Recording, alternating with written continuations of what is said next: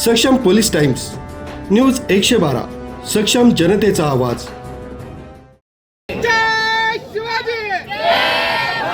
दादा भाऊ तुम आगे बढ़ो.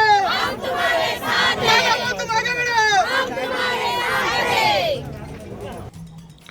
नाशिक महानगरपालिका निवडणुकीत जागा वाटपावरून भाजप शिवसेना युती अखेर तुटली.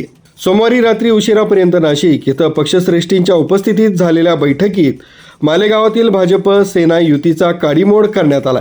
यानंतर अर्ज दाखल करण्याच्या शेवटच्या दिवशी एकूण 714 उमेदवारांनी नामांकन अर्ज दाखल केले. मालेगाव मनपा निवडणुकीच्या इतिहासात प्रथमच इतक्या मोठ्या प्रमाणात राजकीय घडामोडी पाहायला मिळाल्या.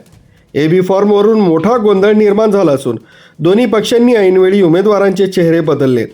अर्ज दाखल करण्यासाठी शहरातील 7ही ठिकाणी उमेदवार तसंच कार्यकर्त्यांची मोठी गर्दी दिसून आली. मालेगावात भाजप शिवसेना युती होणार की नाही याबाबत गेले अनेक दिवस तर्कवितर्क सुरू होते. जागा वाटपावरून गोंधळ कायम असतानाच भाजपात नुकतेच दाखल झालेल्या एका गटानं युतीला तीव्र विरोध दर्शवला, तर निष्ठावंत भाजप कार्यकर्ते युतीसाठी प्रयत्नशील होते. मात्र स्वबळावर ताकद आजमावी या भूमिकेमुळे अखेर वरिष्ठ पातळीवर युती तोडण्याचा निर्णय घेण्यात आला. यामुळे मालेगावातील राजकीय वातावरणात अचानक बदल झाला.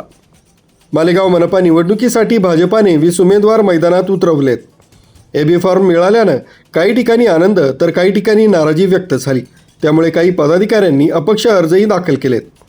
दरम्यान शिवसेना शिंदे गटाकडून मंत्री दादा भुसे यांनी सावध भूमिका घेत 24 उमेदवार निवडणूक रिंगणात उतरवलेत.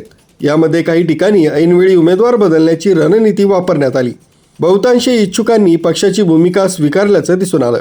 प्रभाग क्रमांक 1 क मध्ये भाजपाकडून अर्चना जगदीश गोरे यांना ऐनवेळी एबी फॉर्म देण्यात आला. त्यामुळे त्यांचे पती जगदीश गोरे यांनी निवडणूक कार्यालयात धाव घेत अर्ज दाखल केला. यापूर्वी त्यांनी स्वतःचा अर्जही दाखल केलेला होता.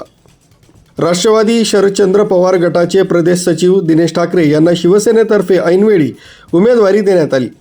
मंत्री दादा भुसे यांनी प्रभाग क्रमांक 10 ब मधून ठाकरे यांचं नाव जाहीर केलं. भाजपाच्या उमेदवाराविरोधात ही खेळी खेळण्यात आली आहे. तर दुसरीकडे भुजबळांचे निकटवर्ती असलेले नरेंद्र सोनवणे यांनाही प्रभाग 9 मधील ड मध्ये उमेदवारी दिल्यानं मोठ्या चर्चांना उधाण आलंय. मालेगाव महानगरपालिका निवडणुकीसाठी एकूण 814 नामांकन अर्ज दाखल झालेत. या अर्जांची आज छाननी प्रक्रिया पार पडणार असून त्यानंतर माघारीची प्रक्रिया सुरू होणार आहे. त्यामुळे शहरात राजकीय हालचालींना वेग आलाय. यासोबतच बैठकींचा सिलसिलाही वाढला आहे.